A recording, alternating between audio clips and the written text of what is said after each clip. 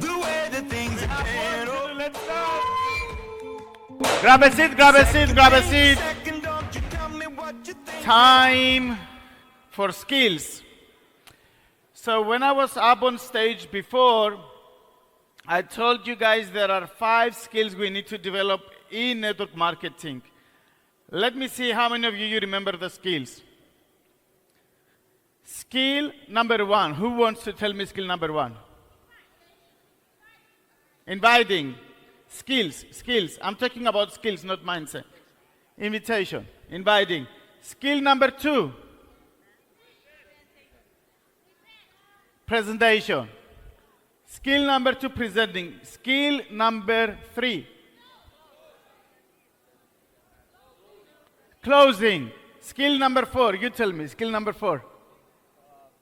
Go in the prospect's network. Training. Skill number 5. Sir, skill number 5. Promoting. So inviting, presenting, closing, training, promoting are the 5 skills. I'm going to start with invitation.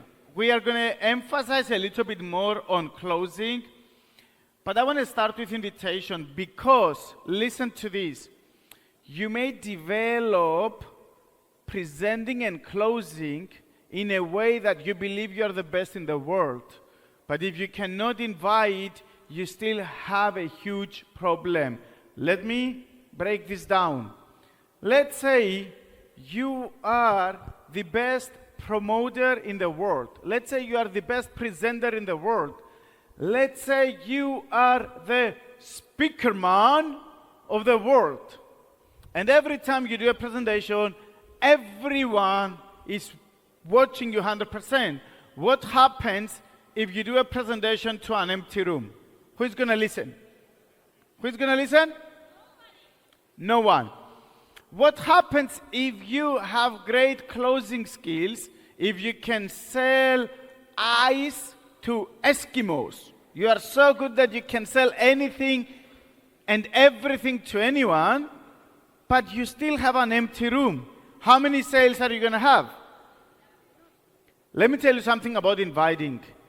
If you can bring 1,000 people in front of the presentation, if you are good on inviting and you bring 1,000 people in front of the presentation, listen to this.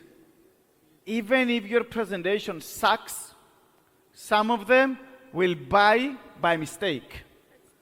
Some of them will buy by mistake even if your presentation sucks. How do I invite people? I have 3 rules. Number 1, invitation is not a presentation. So my number 1 rule is create curiosity. Create curiosity. People will come and see you if they are curious.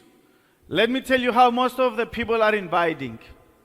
They pick up the phone and they say, "Hey Nina, I want to invite you to a business opportunity meeting." Nina usually asks, "What is it about?" And some of you say, "It's about a crypto project. It's about the network marketing company. If you put some people, they will put some people." Let me tell you, my mother told me it's a pyramid scheme, but I don't believe her. My father told me it's a scam, but I don't believe him. And you start sharing what it is. To me it sounds, I said it yesterday, to me it sounds like Nina is inviting me to a movie.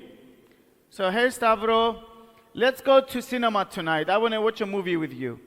And then I say, "Nina, what movie is it?" And she goes, "It will be Titanic." And I say, "What is the movie about?" And she goes, "Listen, the movie, it's about a young girl who's going to go on a cruise ship. She's going to meet with a boy. The cruise ship at some point will go down. The boy will die. The lady will survive. Do you want to come to the movie with me?" How many of you want to go and watch a movie that you already know how it ends? This is what you do when you are inviting people and you tell them what the presentation is about. Invitation is invitation. I create curiosity. Number 2, I create urgency. What you say consciously is one thing. What you say unconsciously is another thing. So if I say to Nina, Nina, I have something very important that you got to see.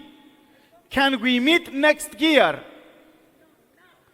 How important it is if I can wait a year. It's like I won the lottery, I won the jogger, and I'm calling my brother, bro, you are not going to believe what happened to me. He goes, what happened? I'm going to call you 22 of January to tell you. How important is something that happened to me and I can wait for 25 days? When you are inviting, you create urgency. Urgency creates excitement. So I say, Nina, I got to see you now. I have to call you. I have to meet you right now. Let's jump on a Zoom. Okay, you cannot, in the next 24 hours. Give me an hour in the next 24 hours. But Stavro, I'm very busy. Can we meet next week? I cannot wait for next week. I know you are busy, but trust me, the reason I need you is more important. When I'm inviting people, I'm telling you, I'm calling people and they are, hey Stavro, I'm in the gym. Get out of the gym right now. I need you for something very important. Hey Stavro, I have a business meeting. Finish the business meeting and call me. It's very important what I need you. So when you want to direct people to an important meeting, you always create urgency. Rule number 3, common sense is not so common. So clarify things. Common sense is not so common. There are things that I did in the past and I got some good lessons. For example, I remember it as of today. I invited a friend of me and I said, brother, I need to meet you tonight at 7 o'clock in this hotel ballroom. I have to tell you something very important, but please come with your wife. She needs to hear it too. I was very serious. I didn't create an excitement. I created urgency, but my tonality didn't create an excitement. So the guy comes with his wife. He grabs me and he says, Stavro, tell me what happened with my wife. I said, what do you mean? He goes, I'm pretty sure something happened with my wife. You sounded very serious and you asked me to bring the wife. So I put him in a worry state of mind because I didn't create the excitement. Common sense is not so common. I was in Greece. I was driving a car in Crete Island, and I was with a guy sitting next to me, and I was teaching him inviting one-on-one. And I told him, you got to create urgency, and you got to let them know that you will tell them about something big. So he calls a lady. He calls Maria. And he said, hey Maria, this is John. I want to meet you tonight at 7 o'clock. I can come by your house. Let me know if you'll be available. I want to show you something big that is going to get you excited. Maria immediately closed the phone. The guy looks at me. He goes, why did she close the... I said, you never said to a lady, I'm going to show you something big that will get you excited at night. Common sense is not so common. Clarify is a business meeting. Clarify is an opportunity. Do not manipulate. Just don't do a presentation when you're inviting. So inviting and then after inviting we go to presentation. Exactly, my favorite student. So you go to presentation. Here is what you have to master first though. Closing. How many of you are doing a lot of presentations, but you think it doesn't work well, honestly? You know why? You know what's the... Let me see you. Raise your hand. Yeah. If you do presentations, you know why? You know what's the reason? The reason is you haven't mastered closing first. So closing is something that you should learn and you should teach before presentations. If you are doing presentations without knowing how to close a deal, you work for free. So you should master closing first. Now, how do I master closing? I have my 3 rules of closing, and this is what I'm going to teach you right now. So, rule number 1, connect. My first rule is to connect with people before I try to sell them anything. So if I have my prospect here, he came to see the presentation, the first thing I'll do, I will try to connect. You know why? Number 1 reason people buy from you is because they like you. Listen to this. People buy from you because they like you or they want to be like you. Either they like you or they want to be like you. So how I connect? First of all, I never argue. Never. The only way to win an argument is not having the argument. This is from Dale Carnegie, How to Influence and Influence People. If you take the book, one of the great things that Dale Carnegie says in the book is the only way to win an argument is not having the argument. Because, listen to this, closers. You do your presentation, right? He comes in and he says, hey bro, I don't have time for network marketing. Let's say this is an objection, right? Many of you heard this before. I don't have time. Let's say I know that he's single, he doesn't have any job, he sleeps 10 hours per day, and the rest of the time he playing gamings. Let's say I know this, and he still tells me, you know, I'm very busy, I don't have time. And I know he's lying. Here is what I want you to understand. What are the chances if I say to him, hey, come on, I know you are very lazy, I know you sleep 12 hours per day, I know you are single and no kids and you don't even have a job, so why you tell me you don't have time? Even if I say the right thing, even if I'm right, what are the chances he will stand up and he will say, hey, you know what? You're right, here is my credit card. Get me in. What are the chances? 0. Someone says, I don't have the money. She says, I don't have the money. I don't have money to invest. I don't have money to start a business. I'm broke. And I know she got an iPhone a week ago for 1,500 euros. And she spent on a sushi restaurant 3 nights ago 300 euros. What are the chances, even if I know this, and even if I'm right, I say, hey, come on, you lied to me. You just purchased an iPhone. You spent 1,500 euros a week ago. Yesterday, you spent 200 euros in a restaurant. I know you have money. What are the chances? She stands up and she says, hey, you are right. I have a lot of money. Here is my credit card. Sign me in. 0. The only way to win an argument is not having the argument. So when she says, I don't have time, do you know what I say? I know. This is why I invited you. Then she says, I do have a lot of time. I say, I know. This is why I invited you. She goes, I don't have money. I know. This is exactly why I invited you. She goes, you know, I'm already rich. I'm already comfortable. I have a lot of money. I know. This is exactly why I invited you. She goes, I don't have any friends to build a business. I say, I know.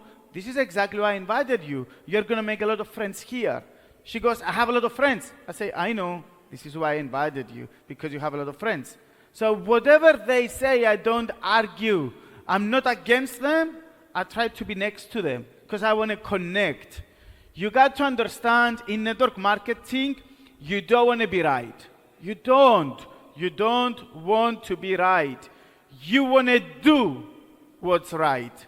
Do not be right, do what's right.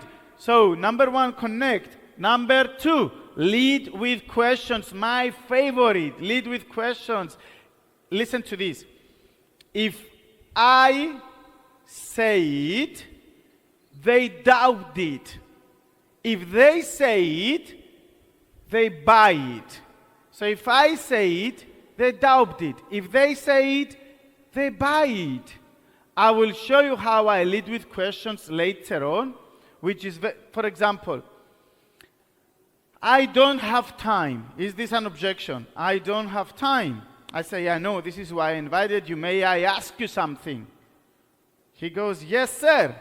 I say, can I ask you how many hours you work per day for your job? Is this a question, yes or no? It's a question.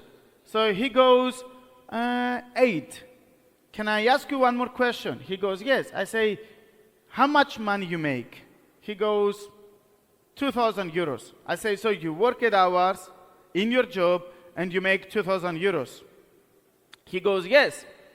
I say, if your boss, not me, but your boss, is going to say, hey, instead of 8 hours, next month, you have to work 9 hours or 10 hours. But instead of 2,000 euros, I'm going to give you 4,000 euros. Would you find these extra 2 hours per day? What do you think he's going to say? So I say, so that means you do have 2 hours per day extra, right? If I can guarantee you that we need less than that, will you be in? And I'm waiting. Some people, they say, let me make it even better, okay? Some people, they say, will you help me? What would you say if someone is going to ask you, will you help me? Give me an answer. Honest, what you will say? You say yes, you say yes, you say yes. Will you say yes? Guys, what did I just told you? What did I just tell you? I told you lead with? Is yes a question? No. The one who answers first lose the game. I don't say yes. You say, will you help me? I say, if I would help you, will you sign up? He goes, yes. I say, perfect. Will you give me your credit card? Will you transfer the crypto? Will you do this? Will you do that? So I never, because I may say yes, and then they may say, I want to think about it. And then I need to handle objections again. So I never answer. I lead with questions. In any business I do, in real estate, people are asking me, can you make a discount? People are coming to me, they say, can you make a discount for this project? I say, listen, if I try to make a discount, will you buy it? I don't say yes. If I try to make a discount for you, will you buy it? Or are you just wasting my time? So it's always question. I'm leading with questions. And then I ask them to buy. I ask them to buy. The number one reason why people don't buy is because you never told them to buy. The number one reason why people don't join your team is because you never told them, are you ready to get started? Are you ready to get started? This should be your last question. Are you ready to get started? So, connect. Very important to connect. Very important to connect. As I told you before, people buy from you because they like you and trust you. You cannot touch somebody's head if you haven't touched the heart first. So try to connect. Let them see that you are there supported. Let them see that you are there for them. Then, lead with questions. What are the reasons that you want to lead with questions? So, number one, you gain control. If you go on an interview, who is asking the questions, you or the interviewer? The interviewer. The interviewer always asks the questions. You gain control. Number two, you isolate areas of interest. When you are asking questions, you can see clearly what is going to be interesting for them. Think about it. Again, I will go back to one of my favorite books, How to Influence and Influence People. Dale Carnegie says, if you go fishing, right? If you go fishing, what would you use to get a fish? What would you use as a teaser? A worm. Will you ever eat that worm? Yes or no? No. Will you ever use a strawberry or a watermelon for a fish? No. But do you eat strawberries? Do you eat watermelons? Yes. But when you go fishing, you are not thinking what tastes good for you. You are thinking what's going to taste good for the fish. When you go and you try to sell something, stop trying to sell what you think is good. You should ask questions so you isolate the areas of interest. Maybe for you, the Rolex is good, but maybe they hate the Rolex, and you try to push the Rolex. Maybe you want to be a millionaire, but they just want to do $2,000 per month as an extra income. Maybe you want to be surrounded of people, but they want to be lonely and just do Zooms from home. So stop pushing what is interesting to you and keep asking questions. Number 3, very important, you receive minor agreements. Do you know what's a minor agreement? We have different kind of questions, right? We have a tie-down question. I'm not going to get into this right now, but a simple question is when I'm asking you, do you love traveling? Do you love making money? Do you like this? An inverted tie-down question is when I say, don't you want to make money? Don't you want to travel? Don't you want to be successful? So I reverse the question actually. Now, minor agreements is when you say something and you finish with a question, you say something, you make a statement, and you finish with a question, and you move your head and you are waiting for them to answer. For example, I will say, so you did realize that network marketing is a way that you can become rich without a huge investment, don't you? By the time they say yes, that's a minor agreement. Imagine in a presentation I get 5 minor agreements, I get 3 or 4 minor agreements. How powerful is this? You know how I finish presentations? I get minor agreements because of my questions. And then I say, listen, from your body language, I believe you are ready to get started, don't you?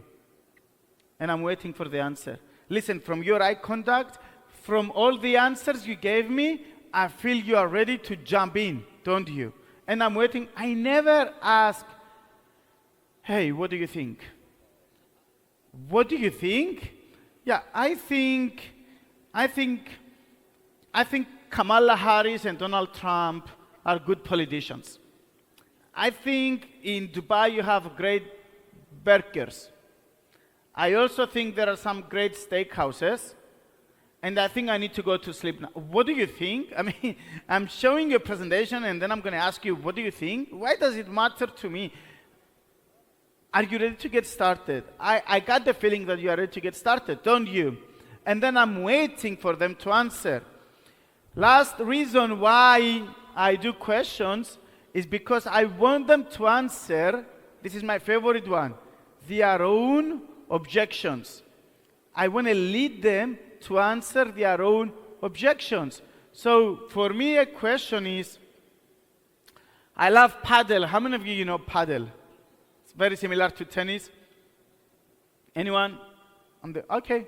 So in paddle, what do you do? Just like tennis, you hit the ball, you want the ball to go over the net, but then you are waiting for your opponent to hit the ball back, right? Just like tennis. The difference between paddle and tennis is more aggressive. You need to hit stronger. You need to put power. In paddle, technique is more important than power.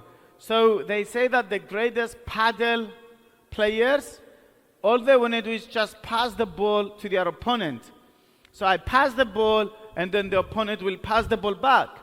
Now here is when I'm closing somebody, I'm playing paddle. Do you know how I play paddle? Every time I ask a question, I hit the ball. So from your eye contact, I realize that you are ready to get started, don't you? Boom. Then, if they don't ask me back, I won. But usually, they may say something. They may say, yes, I like it, but listen, I really want to think about it. Boom. Okay, so you like it a lot. If you want to think about it, it means that you like it, don't you? Boom. Yes, I like it, but I need some time to think about it. Boom. So, okay, I got it, but can you tell me what did you like most? Boom. So I like most the fact that I can make money. Now, the game isn't finished, even though she didn't do or he didn't do a question. So I need to keep asking questions, but I'm getting points now because she doesn't return the ball. So I say, okay, so you want to make money. Can I ask you how much money will be good for you? How much money will satisfy you? Boom, another question. So probably she's going to give me an answer. She's going to say 5,000 euros, 10,000 euros, 2,000 euros. Now what did I do? I got a second point because she didn't ask a question back. So 10,000 euros, 5,000 euros. Okay, can I ask you something? So you want to make 5,000 euros. How much time do you think you can invest into this? Boom. She goes, I don't have enough time. Maybe 2 hours per week. 3 points for me, no question. So you want to give 2 hours per week, you want to make 5,000 euros. Can I ask you, for how long are you willing to give 2 hours per week to take you to 5,000 euros? Can I ask you for how long? Another question. Now she may return back the ball. She may say, can we do it in 3 months? Boom. Now it's turning back the ball. I will say, listen, I can take you to 5,000 euros for sure, with 2 hours per week, but definitely not in 3 months. We have to change something. Either the 5,000 euros, either the 2 hours per week, or the 3 months. If we change one of these numbers, we can go to your goal. So what do you prefer to change? 5,000 euros? Maybe you want to increase the 2 hours, or maybe you want to increase the 3 months. Boom, question. So she goes, so if I do 4 hours per week, in 5 months, you think I can go to 5,000 euros? Okay, so here's the question. If I promise you that if you give me 4 hours per week, do not lie to me, for the next 6 months, I can take you to 5,000 euros. Is it anything else that you need to think about before you get started? Boom. No, I'm good. I can get started. Point, 4-0. So you see, she started, I want to think about it. And I didn't even comment, I want to think about it. I didn't say you have nothing to think. I didn't say what to think. I just ignore what I don't like. I don't focus on the negative. She said, I like it, I want to think about it. What did I say? What did you like most? If you want to think about it, it means you like it. What did you like most? And I changed the conversation. Now, is it going to be easy every single time? No, but it takes practice. Practice makes permanent. Practice doesn't make perfect, practice makes permanent. So I just told you guys that it's going to take, yeah, you can give it up for the formation, not for me. But I just told you that it's going to take practice. So let us do this. I want you guys to give me 2-3 objections that you have, because I have a lot more things to teach you. But tell me the main objections that you get daily. 2-3 objections.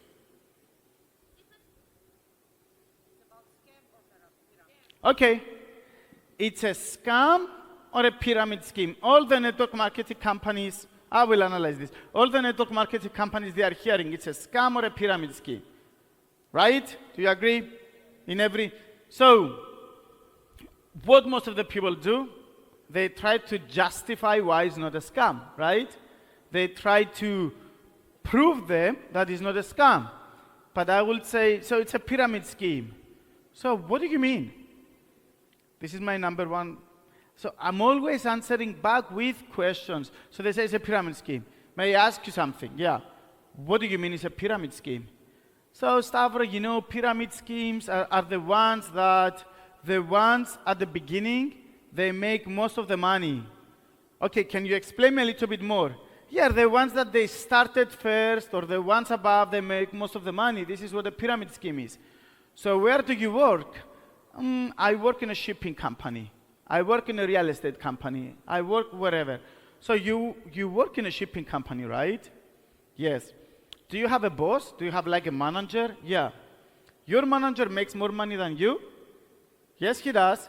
Is he working for the company more years than you? Yes, he does. Is your manager having a CEO? Yes, he does. Is the CEO making more money? Yes, he does. Does the CEO has an owner above him? Yes. Does the owner makes more money? Yeah. So do you work in a pyramid scheme too?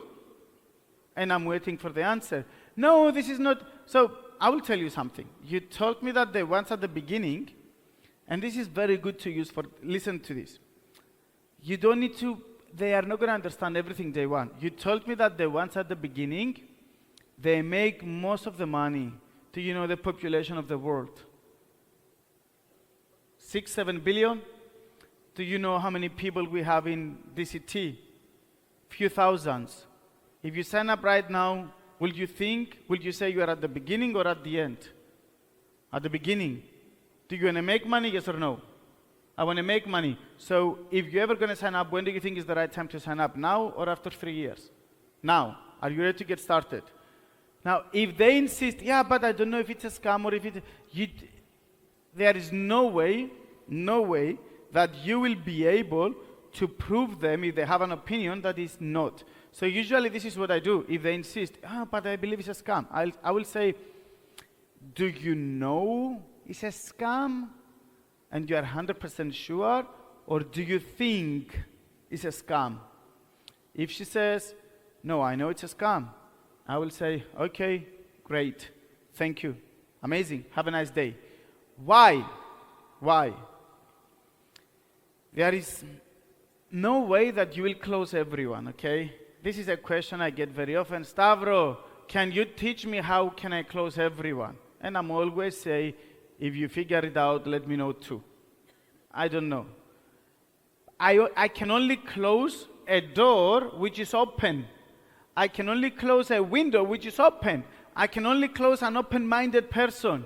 If the person is closed-minded, I'm not going to waste time, because the more time I waste on negative people, I'm stealing time from the positive ones. So I'm not going to do this. Another question that I usually do on closing, if they are asking too many questions, I say, hey, are you looking for a reason to say yes, or are you looking for a reason to say no? So whatever they tell me, I say, hey, can I ask you something honestly? Are you looking for a reason to say yes, or are you looking for a reason to say no? And many of them, just because they don't want to offend me, they'll say, yeah, I'm looking for a reason to say yes. That's opening their mind so much. It's giving me the opportunity to close the deal. But you need to understand, I'm always leading with questions, and I never try to sell desperately. I never try to convince. Who is a good salesman? A good salesman is the one who shows up and you don't feel he tries to sell you something. Many times we go into a shop, we look at something, someone comes, he goes, hey, do you need any help? And we immediately say, no, I'm just looking. Because we don't want people to try to sell us. We want to buy, but we don't want to be sold. We want to buy, but we don't want somebody to sell us. So if you show up and in their mind you are the consultant, you are the coach, you are the helper, you will make the sale. But if you show up and you say you are stupid, you got to do this, and we have this, and we have that, and you will make that much money, and you will do this, and you will do that, at some point people get scared, they will get afraid. And the chances of them to follow you, very few. So let me hear one more objection. Yes? People usually tell me that if people won't come in this company, the company will go bankrupt. So this company depends on people coming into it and investing money. That's, okay. So anything, I want you guys to think, after they give you an objection, I want you to have 2 seconds to think. Don't rush to answer. This is why I'm always saying, may I ask you something? That gives me extra time to think. You know, these 2-3 seconds, I will come up with a nice idea. So they say, yeah, if no more people will come to this company, the company will go bankruptcy.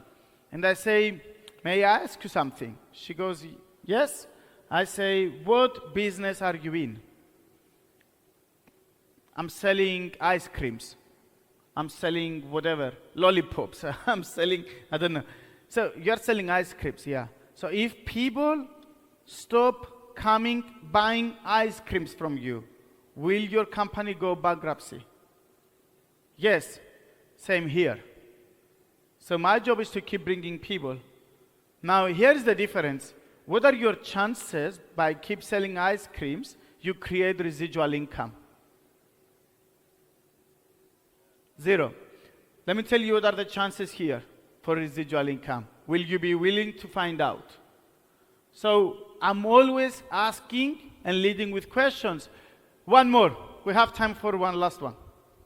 Objection. Objection. Objection. Yes, sir. Vasile.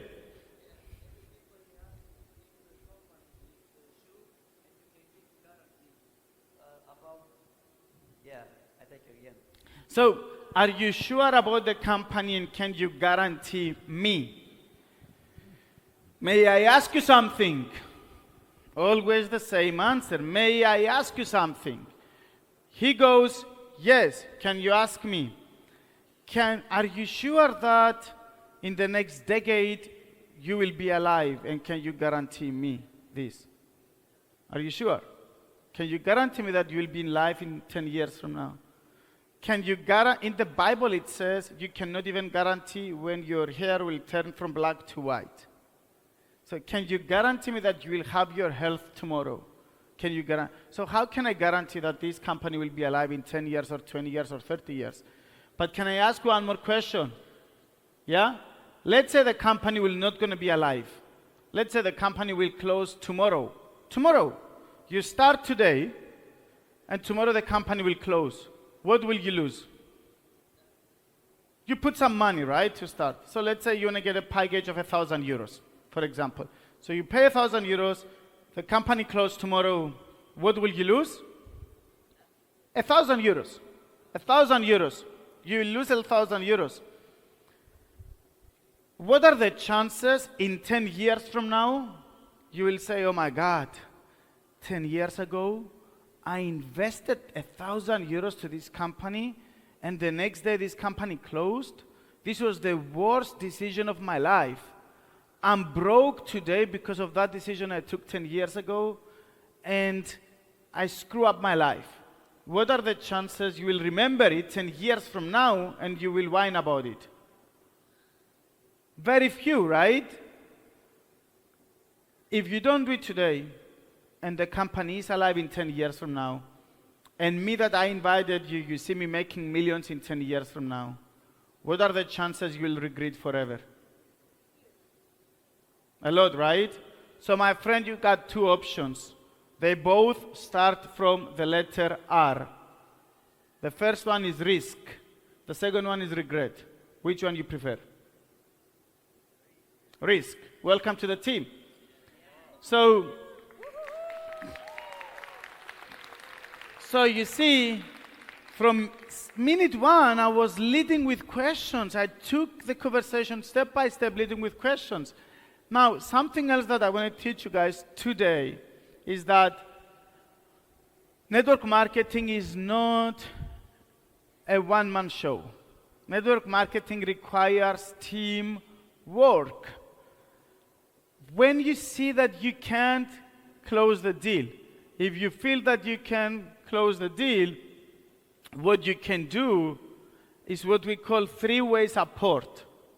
Three-way support is when I'm trying to get Kevin, I'm trying to get Andrea to sign up with me. Andrea's having objection after objection after objection, and then I say, you know what, Andrea? I have Nina or Miss Maribel that they were at the same position that you are. Can I get them to share, no pressure, but can I get them to share their story with you? This is what we call three-way support. You guys, you need to learn how to play team. You guys, you need to learn how to add values to somebody else's presentation. You can pick up the phone, doesn't have to be live. I talk to Miss Maribel, she goes, yeah, I want to think about it, give me some time. I say, okay, you can have all the time you want, but is it okay, because you remind me of my friend Miss Nina, is it okay if I call Miss Nina just for a few seconds to tell you her story? This is the technique of three-way support. I want you guys to add this technique to your daily routine. Leverage each other. The difference of network marketing is leverage and residual income. This is the language I speak, the language of leverage and residual income. So, what do? Three-way calls. When I do three-way calls, I use success stories and I start with certification. So the first thing that you want to do is certification. Somebody called me once. He said, hey, Stavros, can you help me on a call? I said, yes, of course. I showed up on a Zoom call. And he goes, hey, I got my buddy Stavros. Stavros, when he was young, he was very crazy. We did all the crazy stuff together. Stavros, can you share your story? So who is Stavros? Why is she going to listen from Stavros? What's the main reason? Edification is a main skill in network marketing. You should build people before you present people. I can build anyone. Every single one of us, we have a story of success. We should build that story in other people's eyes. For example, if I'm going to use Andrea to Miss Maribel, let's say Miss Maribel is my prospect. Andrea is my three-way support. What I'm going to do, I'm going to create the triangle of trust. I'm going to say, hey, Andrea, thank you for getting on the call. I want to introduce you, Miss Maribel. Miss Maribel, she just watched the information, and I believe that if she joins, she will be one of the top players of the game. She is very smart. Did you see what I do? I empowered her, I uplifted her, but up to a point. Why up to a point? I don't want to uplift her and edify her more than I will do for Andrea. If you do that, I will tell you what happened to me years ago. If you do that, she's not going to listen to Andrea. So I said something good, I made her feel good, but I stopped her and I said, Miss Maribel, Andrea is one of our most dynamic leaders. She is very busy. I know her time is very valuable, and I beg her for a meeting. She's one of the best presenters. She's one of the most successful leaders of the company. We are very lucky that she can help us. So now I made Andrea bigger than Miss Maribel. Why? Because I want Miss Maribel to listen to Andrea. Years ago, I was in Cyprus, and I think I shared this story with some of you. I was in Cyprus, someone called me, I went to a presentation, I finished the presentation, and that guy started edifying the prospect more than me. So he said, Stavro, thank you for coming. I have my friend Chris. Chris is so successful. Chris is a millionaire. Chris, he owns half of the island. Chris, whatever he does, Chris, he will be succeeded. We are very lucky that we have Chris with us. I hope Chris will join us. Do you think, guess what Chris did to me? When the presentation finished, Chris looked at me and he said, so you make money from this, right? I said, yes. He said, okay, so you will pay 50% of my registration fee. This is what he asked me. He asked me to put money for him to register because they edify him more than me. But you know, we are talking about closing. Closing, one thing that you need to have on closing is posture. You don't need anyone. So I looked at Chris and I said, I have a better idea. He goes, what? I said, instead of me putting 50% of the money, I will put all the money for you. I will make the registration for you. And listen, you don't even have to work. I will go and recruit people for you. I will go and find people and put them in your team. And I'm going to work with these people. And one day you'll be a millionaire because of the work that I will do for you. You don't need to do anything. Just sit there and I'm going to work for you. So Chris looked at me and he goes, hey, are you kidding me? I said, yes, but you started first. Of course, you need posture up. You don't need anyone. So, edification. Then, what else do? We ask them to share the story, but your story is not a chance to do another presentation. So when I ask you to share a story, don't start presenting. Your story is not a chance to bring up anything negative So don't start saying about your previous experience and how this company was bad and how this hurt you and this and that. Your story is not a place to share what if information. They don't care about who's your boyfriend, who's your girlfriend, what car you're driving. They don't care. They only care about their own success. And your story is not a motivation speech. So when I ask you to share your story, don't try to motivate the people. Don't start doing the Tony Robbins work and say, hey, close your eyes. Yeah, and now let me travel you to success. This is not what I ask you to do. You got to share your story. And your story is not a place to talk about how upset you are with the uplines or the downlines. It happened to me. I said, hey, John, can you share the story? He goes, yeah, but I'm very upset with this lazy ass downline I have. He doesn't do anything and he doesn't make any money. They don't care. And your story is not a place to close the deal. When you are sharing a story, I am the closer. I just ask you to share the story. Don't become the salesperson. Be the testimonial. That's all we want. How can you be the testimonial? So your story is 30 seconds max. That's all we need. 30 seconds and you are out of the phone call. 30 seconds and you are out of their faces. 30 seconds. You share your name, you share your background and profession, you say the problem you had. So, my name is Stavros Zenonos. I used to work in car sales. I was selling cars. I was making some money, but I didn't have time to see my family. This was my problem, right? I was making some money, but no time for my family. Or I have a lot of free time, but no money. Or I didn't have friends. Or whatever was your problem. Then you share the solution. Thanks to Dreams Come True company, I found a way to develop both wealth and freedom of time. I get started with DCT. I made more money, some of them passively. So I found a way to create more time for me and my family. This is the growth I experienced. I want to say thank you, DCT, thank you, Stavros, thank you, Michael, thank you, John, for your help. And that's all. That's all you do. So it's so simple to do. And guys, it's so useful. The person then who invited you, is his responsibility to do an extra closing after your story. Or maybe 2 stories or 3. But it's not your responsibility. So listen, to me, network marketing is very simple.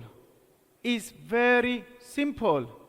You got to invite, you got to present, you got to close, and from now on, training and promoting is on us anyway. We are here to, even if you don't know how to train your people, which we're going to teach you, still bringing people to these events, do you think people that they came here today and they will listen to 2 more trainers, but do you think they got something yet?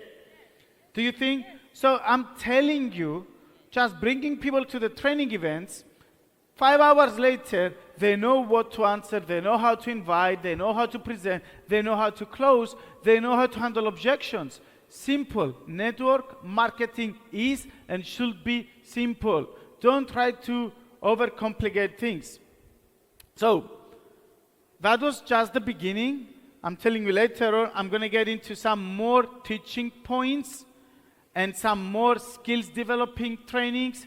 Stay tuned. I want you to keep the excitement. I want you to be 100% mental in the room. And as I told you, the next part of the second part of the day is going to lead you to put this knowledge into action. Benjamin Franklin, years ago, he said, knowledge is power. I don't believe knowledge is power. I do believe the execution of knowledge is power. So I'm asking you, whatever you are learning at this event, to put it into action. I will see you again later. Thank you. My message from the veins, speaking my